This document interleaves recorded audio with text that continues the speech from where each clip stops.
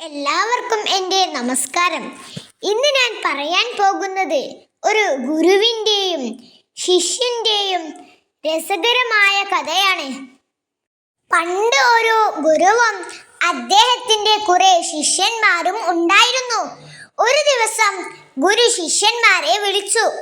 ഗുരു പറഞ്ഞു, മക്കളെ, നിങ്ങളിൽ ഏറ്റവും ബുദ്ധിമാൻ ആരാണെന്ന് ഇന്ന് ഞാൻ പരീക്ഷിക്കുകയാണ്.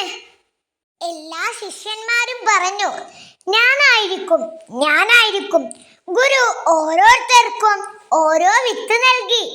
ഗുരു എല്ലാവരോടും പറഞ്ഞു, ഈ വിത്ത് വീട്ടിൽ നട്ടു വളർത്തണം. ഒരു മാസം കഴിഞ്ഞ് ചെടിയുമായി എൻ്റെ മുന്നിൽ വരണം. ശിഷ്യന്മാരെല്ലാം വിത്ത് നട്ടു. ദിവസവും വെള്ളമൊഴിച്ചു. സ്നേഹത്തോടെ നോക്കി. ഒരു മാസം കഴിഞ്ഞു. എല്ലാ ശിഷ്യന്മാരും വലിയ വലിയ ചെടികളുമായി ഗുരുവിന്റെ മുന്നിലെത്തി. പക്ഷേ ഒരു ശിഷ്യൻ മാത്രം കാലിയായ ചട്ടിയുമായി വന്നു. ഗുരു ചോദിച്ചു, മോനെ, നിന്റെ ചെടി എവിടെ? അപ്പോൾ ശിഷ്യൻ പറഞ്ഞു, ഗുരു, ഞാൻ ഒരുപാട് ശ്രമിച്ചു, വെള്ളമൊഴിച്ചു, പരിപാലിച്ചു, പക്ഷേ വിത്ത് മുളച്ചില്ല. അത് കേട്ടതും മറ്റുള്ള ശിഷ്യന്മാർ അവനെ കളിയാക്കി ചിരിച്ചു. അപ്പോൾ ഗുരു എല്ലാവരെയും നോക്കി പുഞ്ചിരിച്ചു കൊണ്ട് പറഞ്ഞു, ഇന്നത്തെ പരീക്ഷയിൽ വിജയിച്ചത് ഇവനാണ്. അത് കേട്ട എല്ലാവരും അത്ഭുതത്തോടെ നോക്കി.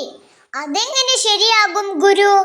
തുടർന്നു, ഞാൻ നിങ്ങൾക്ക് തന്ന വിത്തുകൾ വേവിച്ച വിത്തുകളായിരുന്നു. അവയിൽ നിന്ന് ഒരു ചെടിയും വളരില്ല. നിങ്ങൾ സത്യം മറച്ചു വെച്ചു. ചെടികളുമായി വന്നു, പക്ഷേ ഇവൻ സത്യം പറയാനുള്ള ധൈര്യം കാണിച്ചു. അതുകൊണ്ട് ഇവനാണ് യഥാർത്ഥ ബുദ്ധിമാൻ. അങ്ങനെ സത്യസന്ധനായ ആ ശിഷ്യൻ എല്ലാവരുടെയും പ്രശംസ നേടി. കൂട്ടുകാരെ, ഈ കഥയിൽ നിന്ന് നമുക്ക് എന്ത് മനസ്സിലാക്കാം? എത്ര കയ്പുള്ളതാണെങ്കിലും സത്യം മാത്രം പറയുക.